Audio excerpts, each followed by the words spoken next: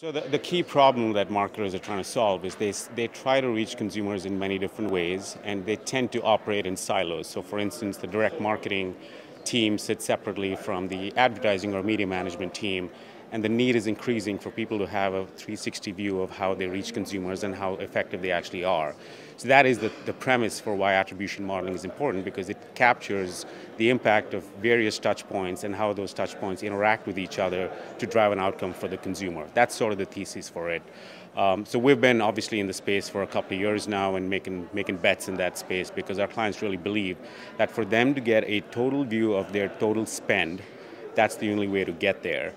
Versus looking at just media separately from direct response or separately from any other form of marketing activity they take on. So our core, our identity as Nielsen is we measure and help clients improve their performance. That's sort of the crux of what we do. So performance is largely measured by the outcomes that clients typically care about. So in fast-moving goods, that tends to be sales or sales lift, or in slower moving goods, it tends to be more around the top of funnel activities, so engagement, attention and intention, those are the types of things. So it varies a little bit by what you're actually trying to do with your consumer. And so we've got a whole bunch of different metrics and capabilities depending on what kind of product you're actually marketing. Yeah, I mean, I think one of the biggest things you see from every single presentation today is largely every single one of them is ultimately trying to drive engagement with their consumer or user, whether they're a media platform, whether they make chocolate.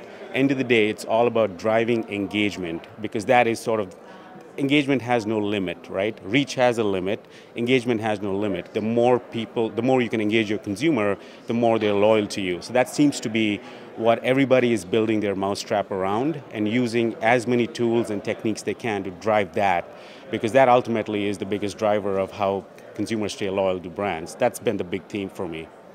Cool. And how do you measure engagement? It's a different metric, isn't it? Yeah, so that's, I think, the key. I think this is the sort of resurgence of engagement as a metric. So in the Nielsen framework, we call it the 3R framework. So reach, resonance, and reaction. Reaction ultimately is what did they do. Resonance is what was their attitude. Did we move their attitude? So we've got capabilities that measure things like brand equity, things like lift or recall for the brand, for messages. So those are the types of things that become really important, because ultimately that's what is there's no limit to cap on engagement. There's a limit to how much you can sell, but there's no limit on how much you can actually engage a consumer.